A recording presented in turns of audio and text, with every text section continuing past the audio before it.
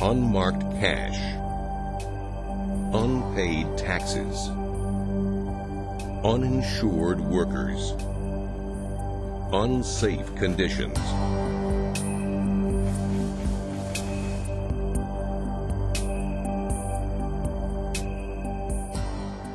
Worker misclassification is a huge problem, and it's a problem for all of us. It's not just a phenomenon along the border. It exists in the middle part of the country, in the Northeast, in California, in the Northwest. I think it is an elephant of enormous proportions. You start putting dollar signs on it. You start talking in the state of Massachusetts. It's about $150 million lost to the state income tax. So this is just one state. New Jersey, I can tell you what we're finding. I think it was $295 million in wages that were not reported. They were misclassified as independent contractors. Reclassifying that, we came up with about $15 million in just unemployment taxes, and that just represents 2% of our employers in New Jersey. Here in the state of California, the misclassification of employees can contribute to up to $7 billion in overall taxes that are not being reported and not being made available for our health care, for our schools, for our roads. In the construction industry, paying workers as 1099 independent contractors, replacing paychecks with straight cash, is a growing crime, with many costs and many victims. Construction is a mess. Tons of work is under the table. When I was paying guys under the table, I would tell them there's nothing getting paid into Social Security or L&I or anything like that, but if you get hurt, you go on the books today. I was going to be an employee. It completely was a sham. They never turned in the paperwork. I never received any tax information at the end of the year. Wasn't covered by unemployment insurance, none of that kind of stuff.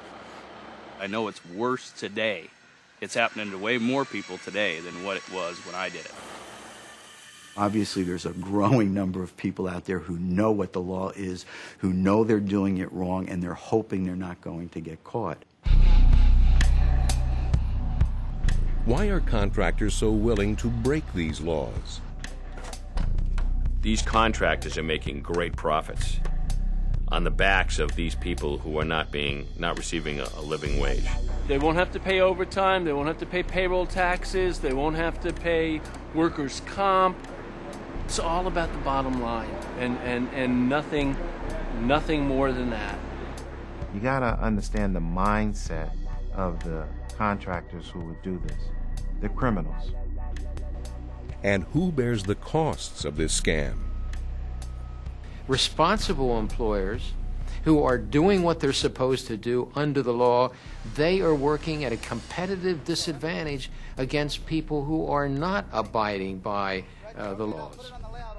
Because of the tax situation, they're not having to pay for the Social Security tax, the unemployment tax, they don't have to furnish work comp insurance, and that puts us on really an unlevel playing field. There's no taxes paid on these wages. The employer isn't paying any taxes. That's less money into the school system for your kid, and their kid might be in there too, and they're not paying for their kid, and they're taking money from your kid. Obviously, the worker is facing immediate and long-term problems. They're losing workers' compensation. They may not realize that they are losing the possibility of ever being able to collect Social Security. Social Security, they send you out the little forms saying how much you would be making when you retire on Social Security. And I look back in those years that I was working cash under the table, and there's nothing there. The medical system is a stakeholder because benefits are not paid, people don't have medical insurance, the emergency rooms are filled with people that the hospitals have to accommodate. This is a form of insurance scam that's hurting the insurance company. So you are paying higher insurance premiums for that. Your employers are paying higher workers' compensation premiums because of misclassified employees. When you got criminals out there that are stealing taxes, not paying their appropriate amount of taxes under the law, it puts a burden on all of us. All of us. But worker misclassification is about more than the money. Dishonest contractors put workers at risk. Now they push the envelope a little further. Now what corner can we cut next? And it's the next thing, naturally, is safety. I asked them to put 2x4s to protect the people from fall. And they say, no, we don't have to do that because we don't have to spend money or time because everybody knows have to be careful. On this condo project near Kansas City, the contractor ignored safety, and a worker paid the price. Then I called Mike, the boss. I told him, hey, we have a problem. One of the workers fell.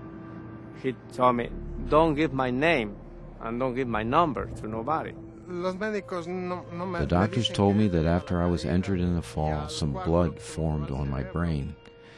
This makes it difficult for me to walk. The left side of my body is partially paralyzed from my face all the way down to my feet. That's why I walk like that, because I feel this side of my body sleeping, and it doesn't answer me. Despite the accident, the contractor kept pushing, and just a month later, a second accident involved 2 workers. These men were working on sawhorses, 4 stories up on the edge, working on a soffit, leaning out over the building. But when one of them started falling, they grabbed the other one, so they both fell. One worker died, and the other was disabled, probably for life. The pains I have from the fall give me headaches every day. My wife is completely devastated because no one helps us. Sometimes we don't have anything to eat. Physically, I'm affected because I don't know how long it will be until I work again, or even if I'm ever going to work again. Stories like this are too common, and the whole industry knows it. Now it's time to act. It's an epidemic, as Keith was talking about, across the country, and we're just dealing with this in Kansas, and I believe that there's something can be done. We've got an issue that brings together workers, employers, the government, insurance companies. We all have an interest in solving this problem. Just how do we solve the problem? We step up our enforcement. It's time that the various agencies that we have out there, that they be empowered with the tools, the information, and the knowledge, and jointly working together to go after these individuals. We develop new resources for the fight. We're coming up with various audit and investigative approaches where it's going to include the Division of Taxation, various states' revenue departments and labor departments. And I think the biggest thing that we have to do is trying to leverage, say, federal and state laws and agencies to address the real abusers of the problem. And we solve the problem by prosecuting every crime. I took an oath of office as a prosecutor, and my oath says that in my jurisdiction, if a crime is being committed and I can prove that crime, that I have an obligation to do that. The prosecutor has tools that no other person has, of course, the power of a grand jury, and secondly, search warrants. Civil forfeiture is another tool that we use. In one case, we had a contractor, he received jail time, he had to repay the workers, and then I took virtually every one of his assets. And what we do is we use that money in order to sustain further prosecution. We conduct those cases. There is absolutely no reason, and we do it together. There is just no reason whatsoever why we can't, A, be putting these contractors and the subcontractors in jail. Thank you. Winning this fight will mean more law enforcement, and it won't cost a lot to do more. A nominal amount of fund is necessary.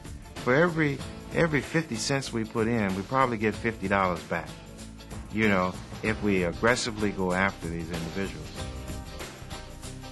This is an effort that everyone can support. And I believe that both Republicans and Democrats believe we ought to protect legitimate businesses that are playing by the rules, that are cooperating, that are protecting their employees, and paying the fair share. 1099 misclassification. It's time to play by the rules.